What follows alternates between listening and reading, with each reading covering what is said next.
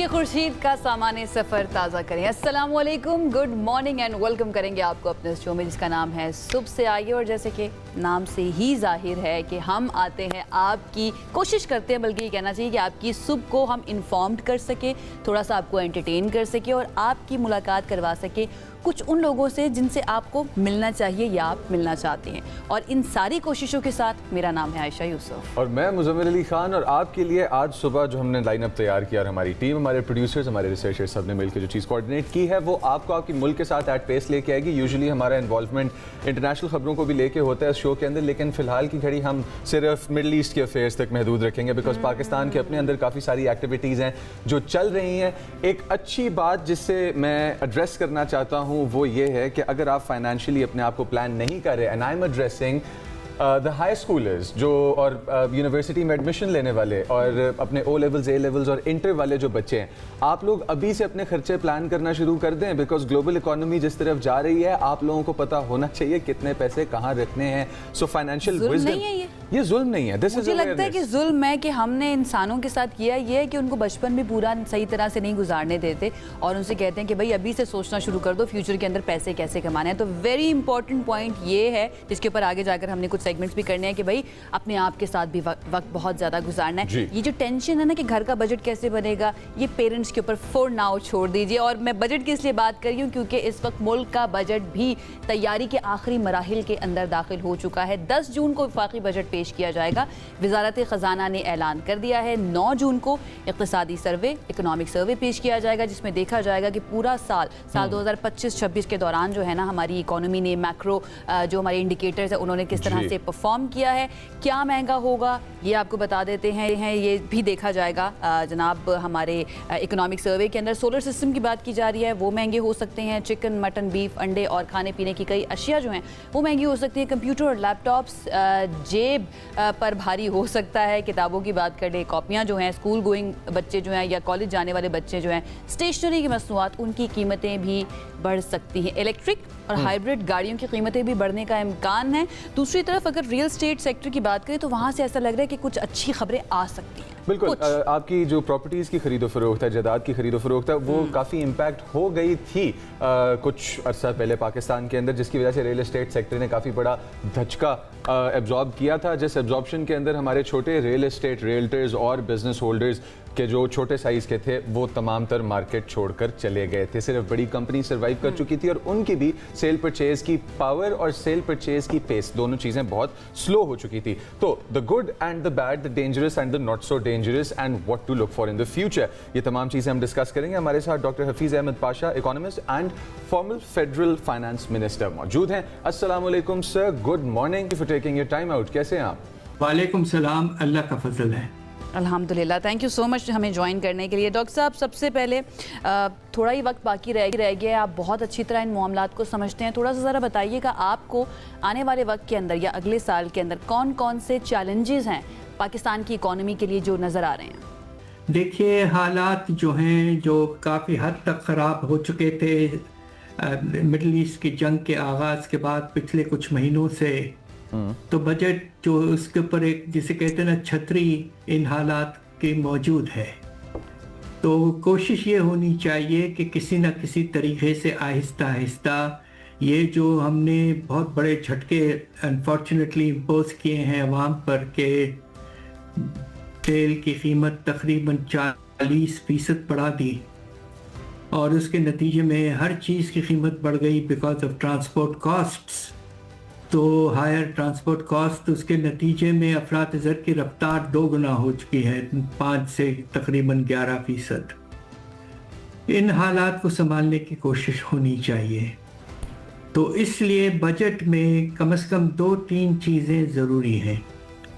एक ये है कि जो पेट्रोलियम लेवी जो है वो उसको आसमान तक आपने चढ़ा दिया है और उसकी वजह से आपने देखा कि कीमतों में इजाफा बहुत ज़्यादा हुआ है हाई स्पीड डीजल और मोटर स्पिरिट में। तो इसका जो स्टैंडर्ड रेट था जब ये सेल्स टैक्स से पेट्रोलियम लेवी में आया है 18% था, इस वक्त 35 से 40% पे लग गया है तकरीबन। इसको वापस आहिस्ता आहिस्ता 18% पे ले जाए। दूसरा, अवाम के हालात बहुत ख़राब हो चुके हैं और गुर्बत का पैमाना जो है वो हद से ज़्यादा बढ़ चुका है पाकिस्तान में। वक्त आ गया है कि बेनज़ीर इनकम सपोर्ट प्रोग्राम, जो एक अच्छा well designed well executed programme है पाकिस्तान का, इसकी अप्रिसिएशन इंटरनेशनली भी हुई है। इसका IMF ने खुद कहा है कि जो हम कैश ट्रांसफ़र करते हैं उसको तकरीबन 2 गुना कर देना चाहिए। राइट अच्छा, हमें एक चीज़ है जो देखने को मिलती है, वो ये है कि when people are given money and free money, तो डिपेंडेंस उस अमाउंट के ऊपर बढ़ती चली जाती है, जिससे motivation to go out there and work कम होती जाती है। बेनज़ीर इनकम सपोर्ट प्रोग्राम ज़ाहिर बात है उस तबके को सपोर्ट कर रहा है कि जिस तबके को बहुत ज़्यादा ज़रूरत है इस वक्त, और उनको पावर्टी एलिविएशन के प्रोजेक्ट्स की सिर्फ बेनज़ीर इनकम सपोर्ट ही नहीं बल्कि और भी ज़्यादा प्रोग्राम्स की ज़रूरत है इसके अलावा भी। लेकिन एक तरफ IMF और दूसरी तरफ रिलीफ। IMF की शराइत हमेशा मुश्किल होती हैं। आपको लगता है कि गवर्नमेंट जो कि है वो IMF की शराइत, क्योंकि हम इस प्रोग्राम का हिस्सा हैं, निकले नहीं हैं अभी इस प्रोग्राम से, इसके दरमियान और पब्लिक को रिलीफ देने के दरमियान एक अच्छा बैलेंस मेंटेन कर सकेगी? यह आपका बहुत मुनासिब सवाल है। कोशिश ये होनी चाहिए थी कि देखिए, पाकिस्तान, हम हर वक्त जो नेगेटिव चीज़ें हैं उन पर इशारा करते हैं, बट अल्लाह के फजल से पिछले 5-6 साल में पाकिस्तान ने बजट डेफिसिट को कंट्रोल करने में बड़ी कामयाबी हासिल ज़रूर की है। एक वक्त ऐसा था जब हमारा डेफिसिट जो होता था वो 6, 7, 8% होता था GDP का। इस साल 4 होगा और टारगेट रखा गया है बहुत ही सख्त 3.5%। ये हद से ज़्यादा टाइट है।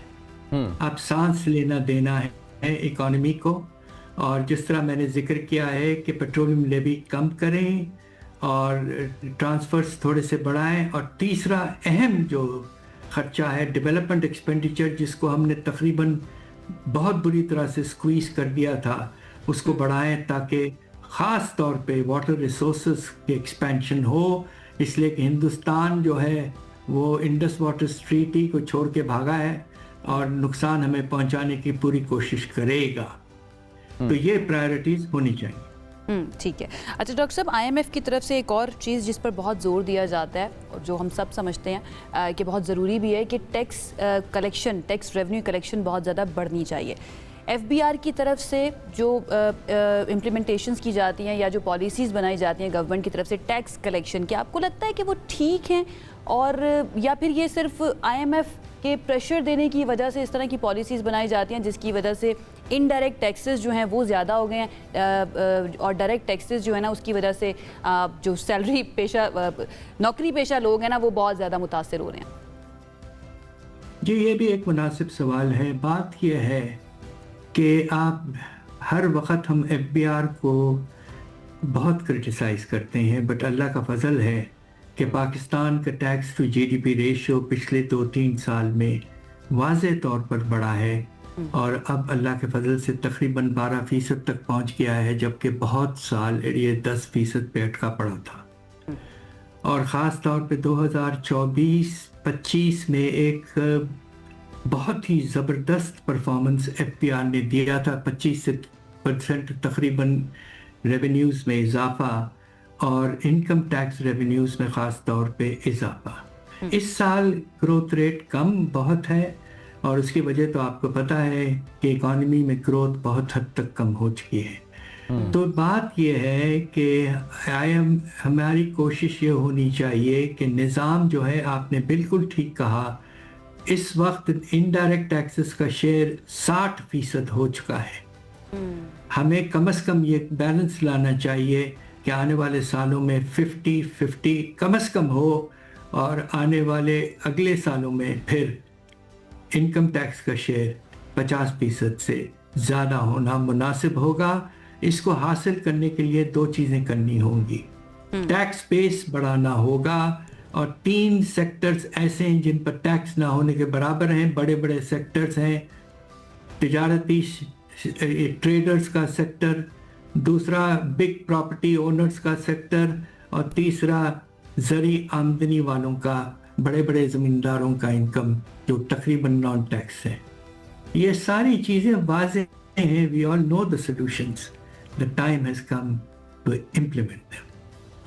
अच्छा, एक और टारगेट जो हमें नज़र आ रहा है अकम्प्लिश करना हो सकता है, थोड़ा सा मुश्किल हो, एज ऑलरेडी एक डिफ़िकल्ट पैसेज में से गुजर रहा है हमारा मुल्क, और पिछले कुछ सालों से ठीक है चीज़ें कुछ डिपार्टमेंट्स की कुछ एक्टिविटीज़ बेहतर नज़र आ रही हैं, लेकिन ओवरऑल अगर इकॉनमी को या अगर हम लोग पाकिस्तान की आवाम को देखें तो फाइनेंशियल प्रॉब्लम से रिडल्ड है पाकिस्तान भी और पाकिस्तान की आवाम भी।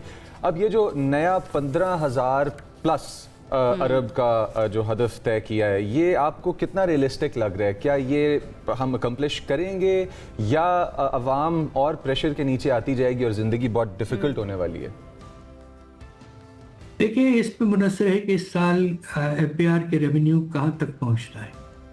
ख्याल ये था कि ये पहले आगाज़ में कि 14,000 अरब तक हो जाएगा, मगर अब ये सिग्निफिकेंटली कम होगा। साल में shortfall even with the lower target तकरीबन 1,000 अरब तक हो सकता है। तो अगर बेस छोटा होता है और हमें 15,000 अरब से ज़्यादा रेवेन्यू हासिल करना है अगले साल, तो ग्रोथ रेट बहुत ज़्यादा बढ़ सकता है। और इसमें इसलिए भी ख़तरा मौजूद है कि खुदा न खास्ता अगर मिडल ईस्ट की जंग जारी रहती है, सीज़ फायर का प्रोसेस इस तरह रहता है कि स्ट्रेट ऑफ हार्मुज़ बंद रहता है और बिजली की कीमतें, तेल की कीमतें बहुत हाई रहती हैं, तो नतीजा ये होगा कि बहुत मुश्किल हो जाएगा रेवेन्यूज़ में इतने तेज़ी से इतना बड़ा इजाफा। तो हमें ये IMF के साथ एक अंडरस्टैंडिंग होनी चाहिए कि the growth rate of revenues will depend on the global and national environment. Right. Thank you so much doctor Hafeez Pasha साहब हमें ज्वाइन करने के लिए और अपना एनालिसिस सारी सिचुएशन के हमारे सामने रखने से। मुजम्मिल, मसला जो है वो टैक्स का जो टारगेट रखा गया है उसका नहीं है। मसला ये है कि वो जो टारगेट बढ़ाया जाता है उसका बोझ किसके ऊपर ज़्यादा आ रहा है। बोझ अगर अब नौकरी पेशा अफराद के ऊपर ज़्यादा आ रहा है, गरीब के ऊपर ज़्यादा आ रहा है, तो डेफिनेटली गवर्नमेंट को सोचना चाहिए और पॉलिसी को तब्दील करना चाहिए। एक और पॉइंट अपने व्यूअर्स के लिए मैं यहाँ पे मेंशन करता चलूँ कि पाकिस्तान के अंदर आप GDP ये फिगर, ये एब्रीविएशन आप बार बार सुनते हैं। थोड़ा सा रिसर्च कीजिएगा कि GDP कहते किस चीज़ को, आपको समझ आएगी कि जहाँ नंबर ऑफ ट्रांजैक्शंस बढ़ता है, ये मार्कर है कि वहाँ पे बिजनेस और बिजनेस के गिव एंड टेक दोनों एंड्स अच्छा फंक्शन कर रहे हैं। अच्छा फंक्शन कर रहे हैं, बहुत अच्छा फंक्शन कर रहे हैं, इसके ऊपर बाद में कमेंट किया जा सकता है, लेकिन GDP आपका टोटल वो फिगर होता है कि जो ट्रांजैक्शंस चली तो GDP बढ़ा। इसको बढ़ाने के लिए गवर्नमेंट क्या स्टेप्स ले रही है? सोलर पे अगर आप टैक्स बढ़ा देंगे तो सोलर तो बिकना बंद हो जाएगा। आप भी जानते हैं, हम भी जानते हैं, जिस चीज़ पे टैक्स ऊपर जाता है उसका बिजनेस इंपैक्ट होता है। Understanding of the business and understanding of how things should work and perform on the financial and is very necessary. इसी के साथ चलते एक शॉर्ट ब्रेक की तरफ, वापस आते तो मुलाकात होती है। साथ रहिएगा।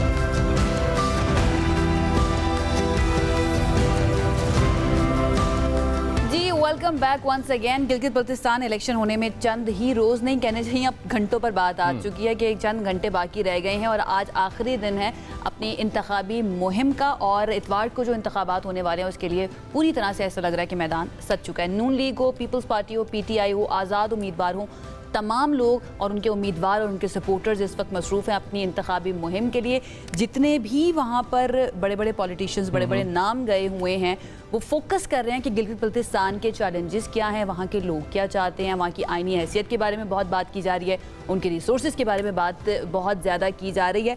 अब जो प्रोमिनेंट शख्सियात गई हैं उनमें से पहली जो हैं आसिफा भुट्टो जरदारी साहिबा ने जलसे से खिताब किया।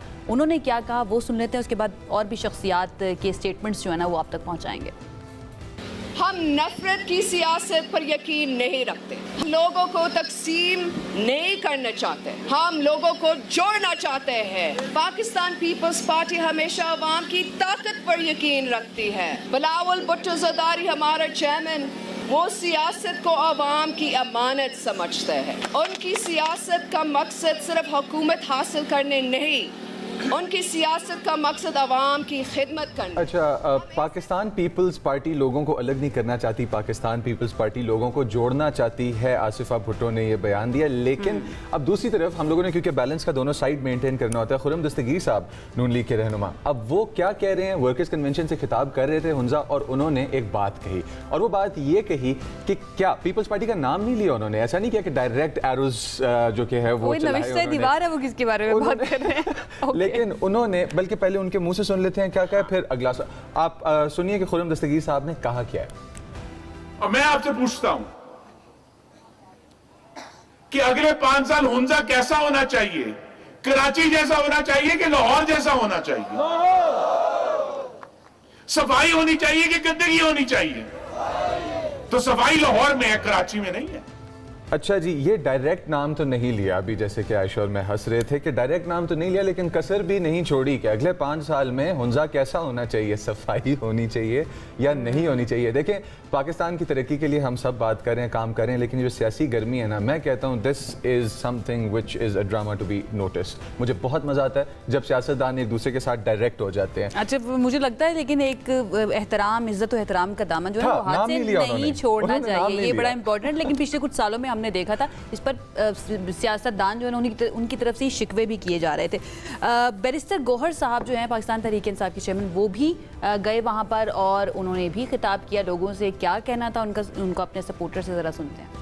आपसे वोट मांगते हैं, खुद अपने हलकों में हारे हुए इधर आते हैं, कहीं सन वोट दे दो। पाकिस्तान तहरीक इंसाफ को भी इस सिस्टम से ना निकालो, इतना स्पेस तंग ना करो कि हम कोई और सोच पे मजबूर हो जाए कि इस सिस्टम का हिस्सा रहने का क्या फायदा है। कहते हैं कि इतना स्पेस तंग ना करें कि हम कुछ और सोचने पर मजबूर हो जाएं। ना द क्वेश्चन इज कि और क्या सोचा जा सकता है। इंपॉर्टेंट ये है कि गिलगित बल्तिस्तान के लोगों के चैलेंजेस को बेहतर तरीके से हल करने की अहलियत, कैपेसिटी और नियत कौन रखता है। एनालिसिस ले लेते हैं। हमारे साथ इस वक्त मौजूद हैं सियासी तज्ज़ियाकार हैं आमिर हुसैन निहाल साहब। उनकी तरफ चलते बहुत अच्छे तरीके से गिलगित बल्तिस्तान के मामलात और चैलेंजेस को समझते हैं, तो वो ज़्यादा बेहतर हमें रिस्पॉन्ड कर पाएंगे। आमिर साहब, थैंक यू सो मच हमें ज्वाइन करने के लिए। आई होप आप बिल्कुल ठीक ठाक होंगे। सबसे पहले मैं ये जानना चाहूँगी कि इस वक्त जितनी बड़ी बड़ी पार्टीज़ कैंपेन कर रही हैं गिलगित बल्तिस्तान के अंदर और आज़ाद उम्मीदवार भी हमें पता है वहाँ पर मौजूद हैं, कौन सी सियासी पार्टी के विजन के साथ गिलगित बल्तिस्तान के लोग ज़्यादा रेजोनेट कर रहे हैं राइट नाउ? जी बहुत शुक्रिया, थैंक यू वेरी मच। इस वक्त जो सियासी सूरत हाल है उसमें तमाम बड़ी पार्टियां अपने वोटर्स को मोबिलाइज करने में मसरूफ़ हैं, लेकिन जाहिर बात है गिलगित बल्तिस्तान के अपने यूनिक मसाइल हैं, इशूज़ हैं। मसलन आइनी इशू है, कॉन्स्टिट्यूशनल एम्बिट से बाहर है एरिया, कोई इमरानी मुआहिदा स्टेट और लोगों के दरमियान टूटा हुआ तातुल का शिकार है, उस पे लोगों का ज़्यादा फोकस है कि उनको एक गवर्नेंस स्ट्रक्चर दिया जाए जिसमें उनकी शमूलियत सियासी मामलात में, माशी मामलात में और कौमी मामलात में भी हो। लेकिन जाहिर बात है ये जो बड़ी पार्टियां कहीं अरसे से बारियां लेती रही गिलगित बल्तिस्तान में और इलेक्शन से पहले आके ये फिर ऐलानात भी करती हैं। मसलन पाकिस्तान मुस्लिम लीग और पाकिस्तान पीपल्स पार्टी का सेंटर में एक अलायंस है, गवर्नमेंट है, फेडरल गवर्नमेंट उनका मुश्तरका है, तो वहाँ आकर ये मुख्तलिफ बातें करते हैं, लोगों को ये नज़र आते हैं, कॉन्ट्रडिक्शन भी मौजूद है। दूसरा पाकिस्तान तहरीक इंसाफ है, उसका अपना एक उसके चैलेंजेस हैं।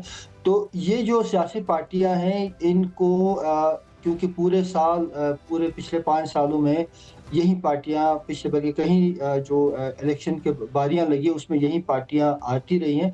पिछली दफ़ा पाकिस्तान तहरीक इंसाफ की हुकूमत थी, उससे पहले मुस्लिम लीग नून की थी, उससे पहले पीपल्स पार्टी की हुकूमत रही है। तो ये जब भी इलेक्शन करीब आते हैं तो यही नारे, यही वादे दोबारा इनके रिपीट हो जाते हैं। तो लोगों को बुनियादी तौर पे जो बुनियादी बड़े इशूज़ हैं हुक्मरानी के, लैंड के हैं, ज़मीनों के हैं। फिर आमिर साहब, रुझान आपका आज़ाद उम्मीदवारों की तरफ लोगों का ज़्यादा लग रहा है गिलगित बल्तिस्तान के वोटर्स का, या फिर अभी भी ये जो पार्टीज, 3 बड़ी पार्टीज खासतौर पर उन्हीं की तरफ जा सकते हैं? सेकंड जो मेरा इसके साथ जोड़ लीजिएगा मेरा सवाल, सेल्फ गवर्नेंस ऑर्डिनेंस 2018, क्या उसने कुछ मसाइल हल किए थे जब वो पेश किया गया था?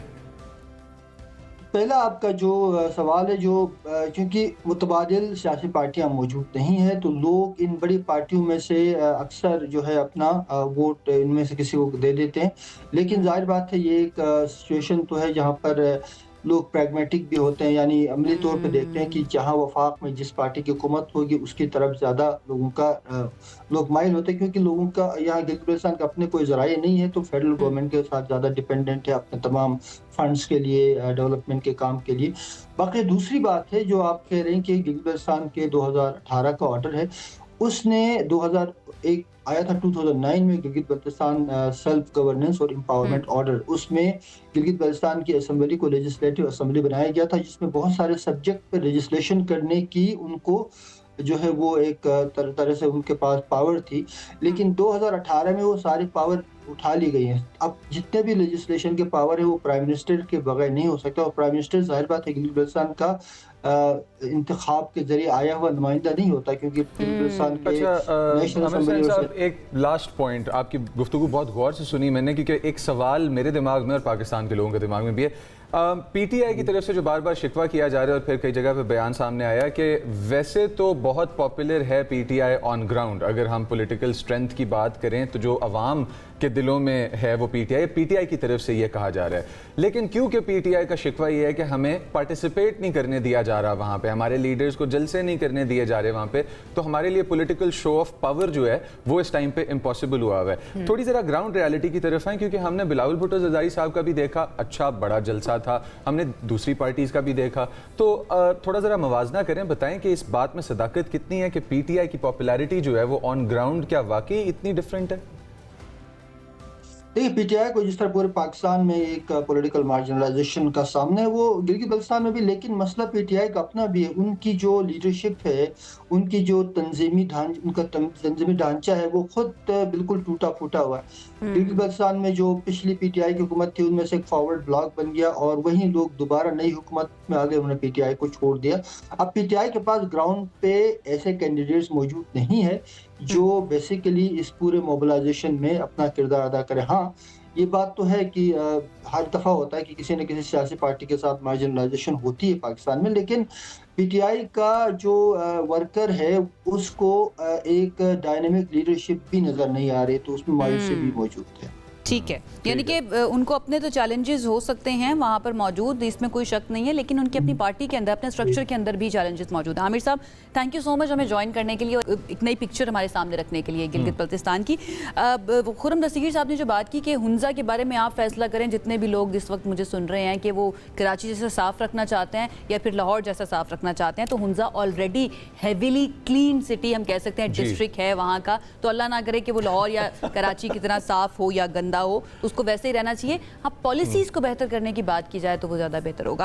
हमारे साथ आमिर साहब मौजूद थे। अब आगे बढ़ते हैं, हमारे साथ एक और अहम शख्सियत मौजूद होंगी, उनके साथ हम डिस्कस लेकिन करेंगे एक मुख्तलिफ मौजू को डिस्कस करेंगे, और कुछ हमारे जो दिल टूटते हैं उनके ऊपर मरहम भी लग जाता है, लेकिन वो बाय चांस ही लगता है। आयशा, मैंने जो नोटिस किया है, मतलब आहिस्ता आहिस्ता आप भी मानते जा रहे हैं, मैं मानता जा रहा हूँ, ठीक है। अच्छा, हर चोट ऐसी नहीं होती कि जिस पे जोर जोर से चीख के रोया जाए, लेकिन ये वाली चोट है क्योंकि क्रिकेट, हमें लगा कि पाकिस्तान वर्सेस ऑस्ट्रेलिया, एक मैच जीता, दूसरा हारे, और उसके बाद हमें लगा कि अच्छा ठीक है भाई, तीसरा भी हारना है, हम आगे नहीं आ सकते, लेकिन पाकिस्तान ने 3 वनडेज का जो हम लोगों ने मैच की सीरीज ऑस्ट्रेलिया के खिलाफ खेलनी थी, सनसनीखेज मुकाबले के बाद 2-1 से जीत ली। अब तीसरे ओवर में फैसला, ये तीसरा जो कि हमारे पास वनडे चला यहाँ पे, ठीक है, इसके अंदर हमारी परफॉर्मेंस बहुत अच्छी रही। तो अबाउट 49 बॉल्स रिमेनिंग थे और पाकिस्तान ने अपने साइड से मैच विन करके मैच क्लोज कर लिया। अच्छी बात यह है कि क्योंकि हम पहले भी बात कर रहे थे, चाहे 6 मेन प्लेयर ना आए, ऑस्ट्रेलिया बड़ी टीम है, इसमें कोई शक नहीं है। उन्होंने वो सेकंड वनडे के अंदर दिखाया भी था, और जब बड़ी टीम को आप हराते हैं तो आपको खुशी भी ज़्यादा होती है। हमारे साथ इस वक्त मौजूद हैं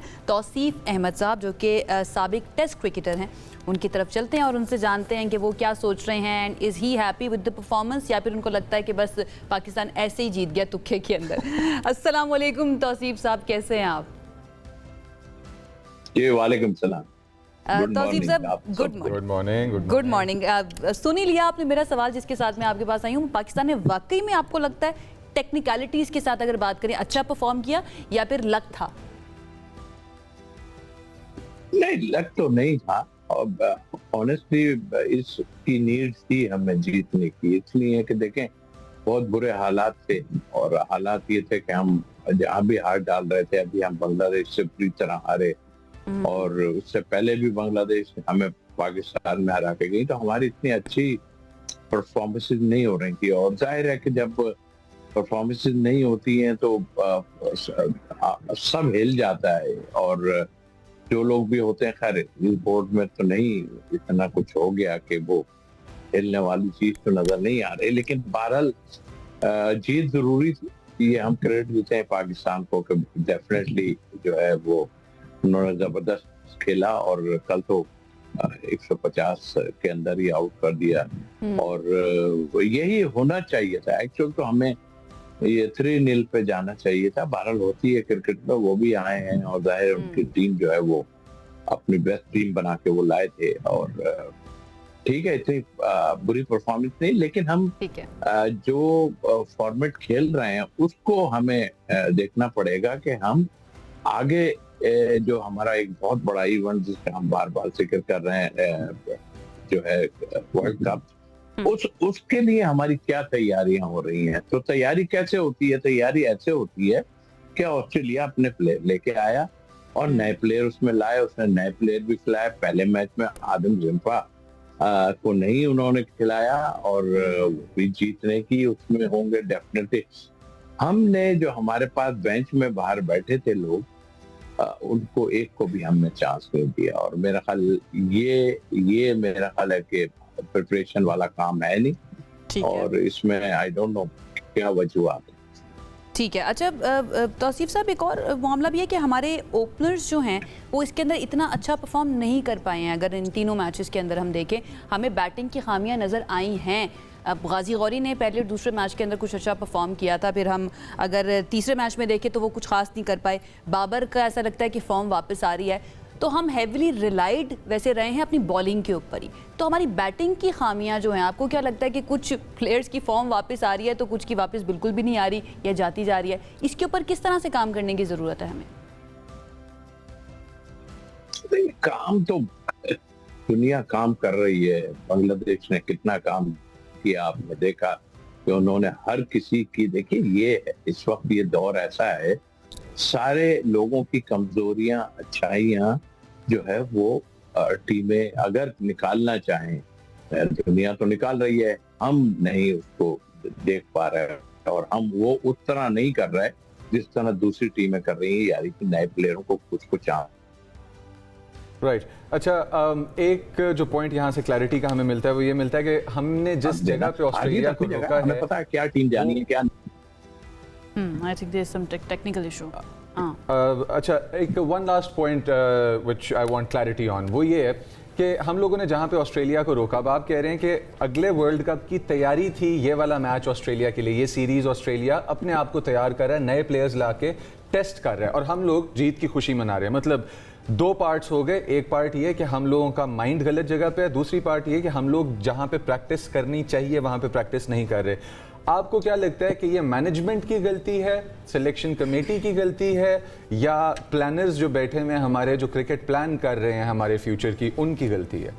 मैनेजमेंट ही इसको देखती है, यानी कि सिलेक्शन कमेटी भी है, उसमें आपका कोच भी है, सारा कुछ है, उनकी मर्जी से सारा कुछ होता है। खेलना काम जो है वो प्लेयरों का है, लेकिन जब आप प्लेयर्स को एक अरफात मिनाज को आपने चांस दिया, उसने जब प्रूफ कर दिया तो लोगों को फिक्रें शुरू हो गई कि यार ये अब आ रहे हैं। मतलब आप मेरे इस बात पे डीप चले जाएं कि कोई छोड़ना नहीं चाहता हमारे यहाँ जो पुराने प्लेयर हैं, तो उनको फिक्रें होती हैं कि, लेकिन हर टीम जो है ये चीजें करती है और अपनी बैक स्ट्रेंथ जिसे हम बेंच पे बिठाना चाहते हैं वो हर टीम बनाती है। हम इस तरह का कुछ नहीं कर रहे हैं। जो इवेंट आगे आने वाला है, जीत जरूरी थी, ये पक्की बात है, हमें जीत जरूरी थी क्योंकि हमें चारों तरफ से, हालांकि असर नहीं हो रहा था किसी को भी, लेकिन चारों तरफ से हम पे फायरिंग हो रही थी हमारी टीम की मैनेजमेंट और उन पे, तो जीत जरूरी थी इस पर। लेकिन जो इवेंट आने वाला है उसके लिए आपकी प्रिपरेशन इतनी अच्छी नहीं है। Right, thank you so much Tauseef साहब हमारे साथ मौजूद थे। एक चीज़ जिसके ऊपर तमाम हमारे जो स्पोर्ट्स के एनालिस्ट हैं वो इत्तेफाक करते हैं, वो ये है कि दुनिया की टीम्स जो हैं वो अपने आप को तब्दील कर रही हैं, मॉडर्न क्रिकेट की तरफ जा रही है, लेकिन पाकिस्तान अपने बुनियादी मसाइल से नहीं निकल पा रहा है, दैट इज़ फेवरेटिज्म, और जो सीनियर प्लेयर्स हैं वो अपनी जगह नहीं छोड़ना चाहते हैं। इसके ऊपर हमें काम करने की ज़रूरत है, लेकिन हमारी जीत हुई है, इसके ऊपर हमें खुशी है। एक ब्रेक की तरफ जाते हैं, stay with us.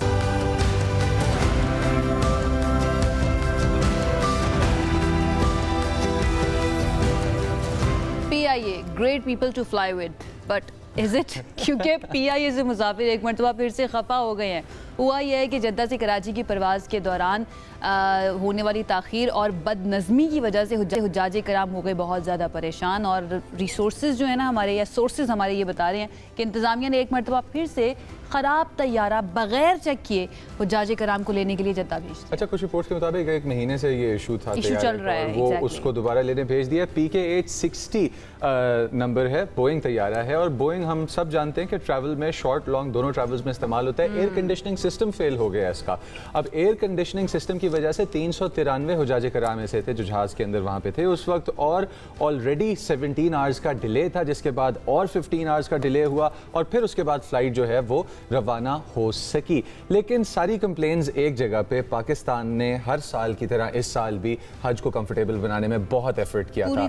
Mobile apps थी, आपके लिए ट्रैवल में असिस्टेंट सिस्टम्स थे। जहां ये तमाम कंप्लेंट्स हमारे पास आईं और रहीं और रिकॉर्ड भी की गई और सोशल मीडिया के ऊपर भी चली, वहीं पे कुछ पॉजिटिव बातें भी थीं कि किस तरह से उन हुज्जाज कराम को इन प्रॉब्लम्स के बावजूद अकोमोडेट किया गया PIA की तरफ से। अब जारी बात है, इनकन्वीनियंस होती है तो उसके बाद कंप्लेन तो करना बनता भी है और हक भी, और करनी भी चाहिए कि ताकि सिस्टम बेहतर हो सके। एक खराब तैयारे को भेजना ये डेंजरस है, लेकिन किस तरह से वहाँ पर जो हुज्जाज कराम मौजूद थे तारीफ कर रहे थे PIA की कि ठीक है डिले हो गया, गलती हुई, लेकिन उसके बावजूद ख्याल पूरा रखा गया। ज़रा सुन लेते हैं, फिर वापस आएंगे तो कुछ मज़ीद बात करते हैं।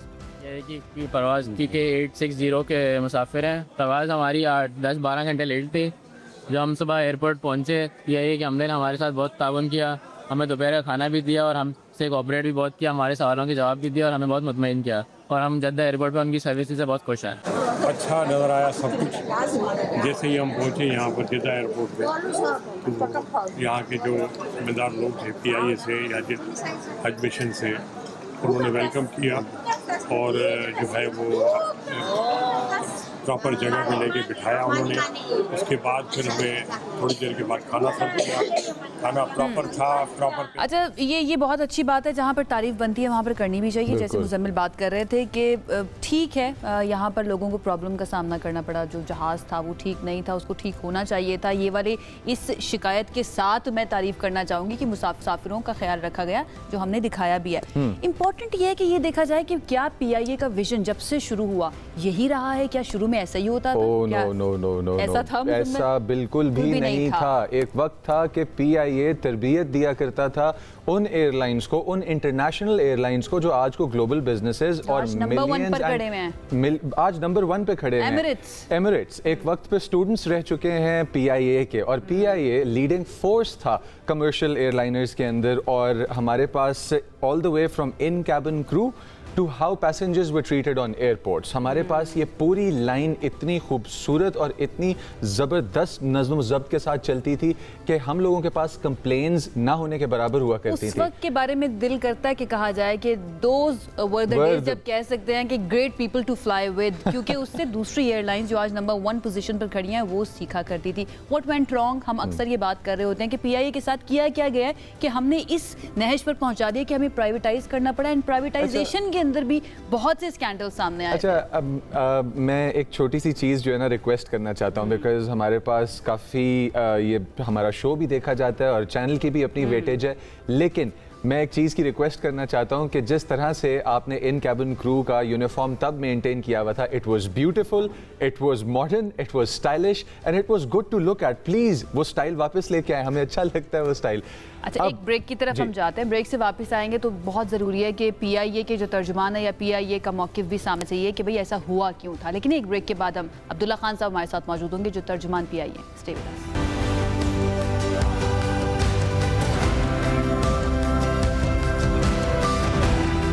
ब्रेक के बाद आपको खुशामदीद कहेंगे। एंड एज प्रॉमिस्ड हमने कहा था कि PIA की तरफ से जो ख़राब तैयारा भेजा गया था, जिसके ऊपर बहुत ज़्यादा एहतजाज किया हुज्जाज कराम ने, उसके ऊपर PIA का मौक़िफ़ भी लेंगे। तो हमें ज्वाइन कर लिया PIA के तर्जुमान हैं अब्दुल्ला खान साहब ने, उनकी तरफ चलते हैं, उनसे जानते हैं कि ऐसा क्यों किया गया। अब्दुल्ला, अस्सलाम वालेकुम, thank you so much join करने के लिए। हुजूर, एक ख़राब तैयारा क्यों भेज दिया गया? बिल्कुल ख़राब तैयारा नहीं भेजा गया। अच्छा आपने मुझे मौका दिया इस मामले की तस्दीक करने का। देखें, आपको समझना पड़ेगा इस पूरे मामले के ऊपर एक्चुअली हुआ क्या। तो आपको पता है कितना बड़ा एक था जो ऑपरेशन चल रहा है, तो उसके अंदर जहाज़ों की रोटेशन एक जहाज फॉर एग्जांपल मुल्तान से उड़ेगा, जद्दा आएगा, जद्दा से वापस वो फ्लाइट लेके इस्लामाबाद आएगा, इस्लामाबाद से फ्लाइट लेके मदीना जाएगा, मदीना से फ्लाइट लेके वापस लाहौर आएगा।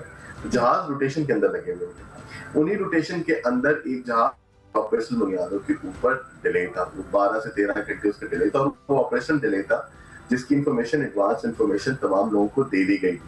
अनफॉर्चुनेटली हुआ ये कि जिस तरीके से आपको पता है कि वहाँ पे जो मकतब होते हैं, मकतब से मौलम जो है वो पूरे के पूरा ग्रुप उठा के लेके आते हैं और वो फ्लाइटों के ऊपर उनकी बुकिंग होती है। तो उन्होंने शायद मकतब जल्दी खाली करना था, डिस्पाइट द फैक्ट कि कुछ पैसेंजर्स को थी, क्योंकि उनके जो नंबर्स दिए गए थे वो के नंबर थे जो वहाँ पे नहीं चल रहे थे। पैसेंजर्स को कुछ इन्फॉर्मेशन थी, उन्होंने कहा, लेकिन उसके बावजूद उनके मौलम जो है उनको एयरपोर्ट लिया गया। दैट पार्ट इज अंडरस्टैंडेबल कि जी वो जल्दी आ एयरपोर्ट पे आने के बाद उनको इंतजार करना पड़ा। लेकिन जो जहाज आया और टाइम से आया, जब वो पुश बैक हुआ तो उसके अंदर एक स्नैग निकला जो कि मतलब within 1 hour 1.5 hour rectify होके वो दोबारा जहाज ऑपरेट हो गया। लेकिन अनफॉर्चुनेटली जिस तरह आपने कहा ना कि एक तो 12 घंटे की डिले और उसके बाद जब ये जहाज गया और जहाज के अंदर एक स्नैग क्रिएट हुआ, तो एक इंप्रेशन शायद इस तरीके से हुआ कि शायद जहाज पहले खराब था, ठीक नहीं था, फिर जहाज वहां पे भेजा, वो वहां पे जाके फिर खराब हो गया, फिर ठीक किया, फिर उसको वापस ठीक किया।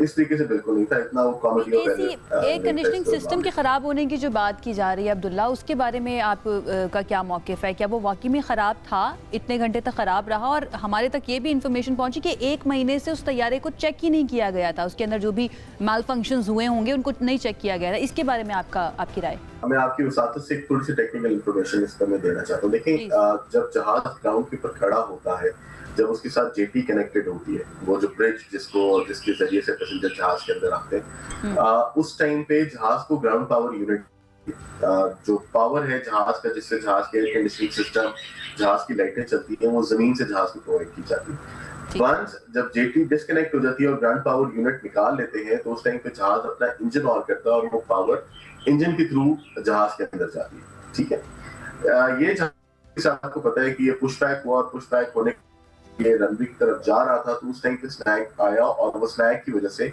जहाज वापस जेटी के अंदर आया।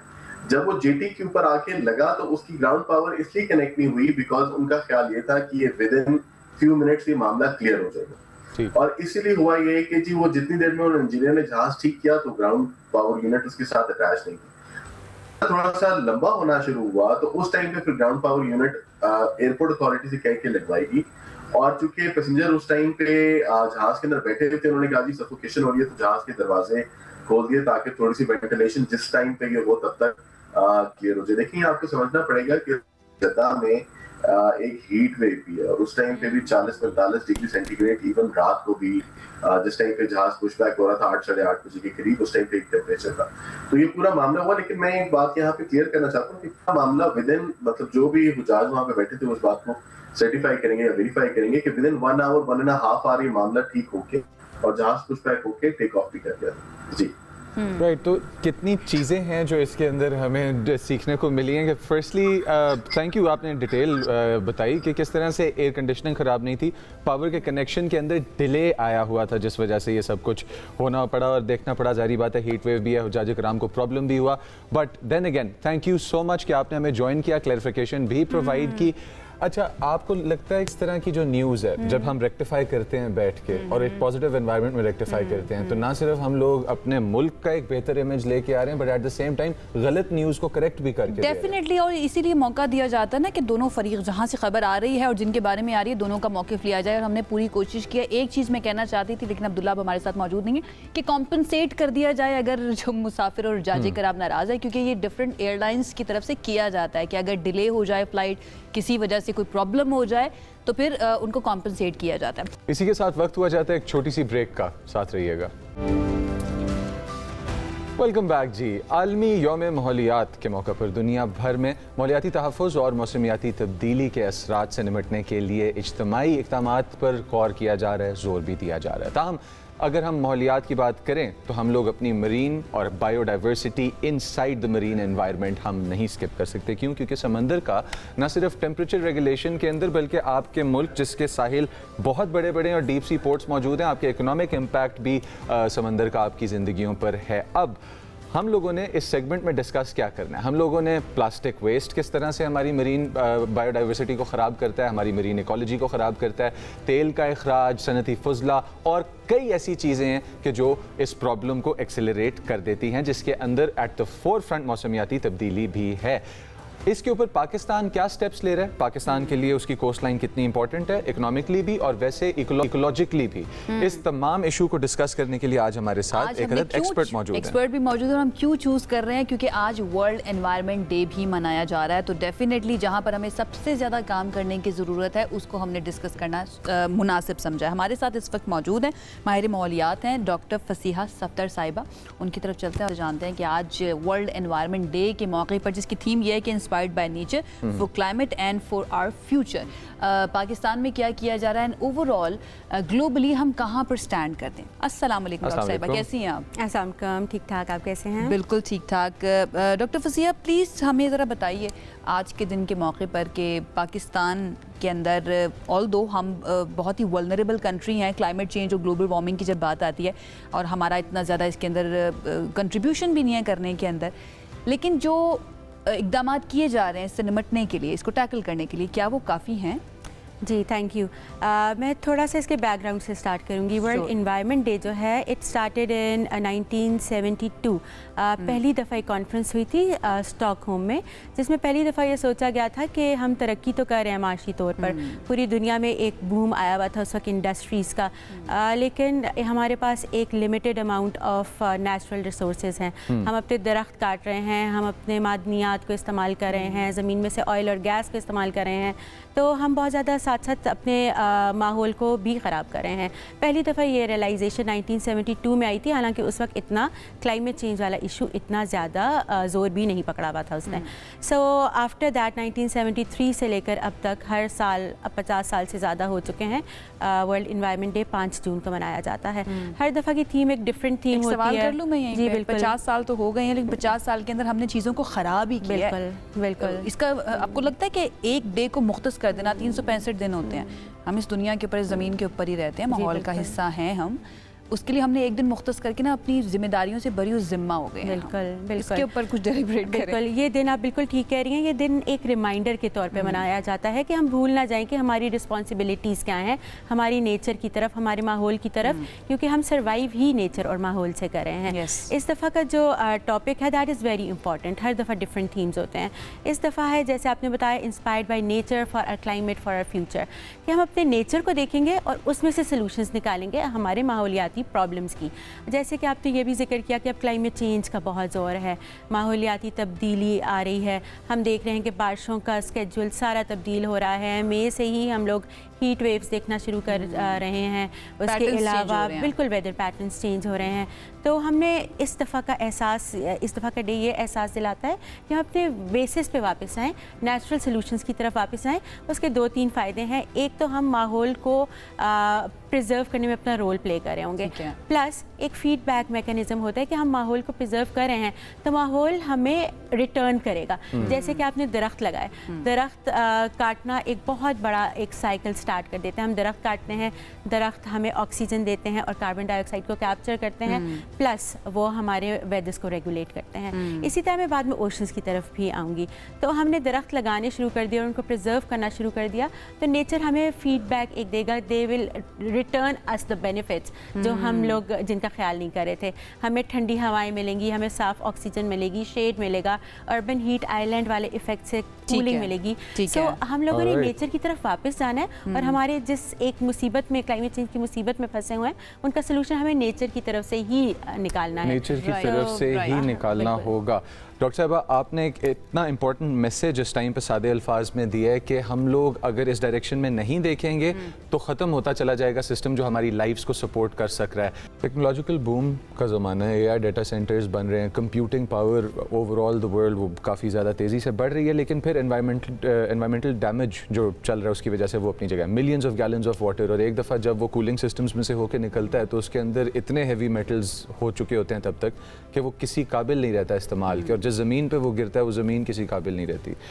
क्या हम लोग इन प्रॉब्लम्स को भी एड्रेस करेंगे? बिल्कुल, हम लोगों का बहुत ज़्यादा इन्वायरमेंटलिस्ट का फोकस है on green building and green development. Green development उसे कहते हैं कि जब हम तरक्की कर रहे हैं बट हम रिलाई करेंगे जो भी पोल्यूशन उससे क्रिएट हो रही है उसको कम से कम करने की, और एनर्जी रिसोर्सेज ऐसे यूज़ करें जो रिन्यूएबल हों।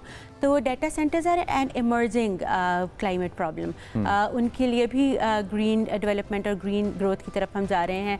उसके लिए टेक्नोलॉजीज़ ऐसी आ रही हैं कि वो बहुत डाटा इंटेंसिव हों लेकिन वो रिसोर्स इंटेंसिव ना हो, वाटर कम से कम यूज़ किया जा सके और फ्यूल वो यूज़ करें जो कि ग्रीनर हों, that are renewable energy resources, not the fossil fuels.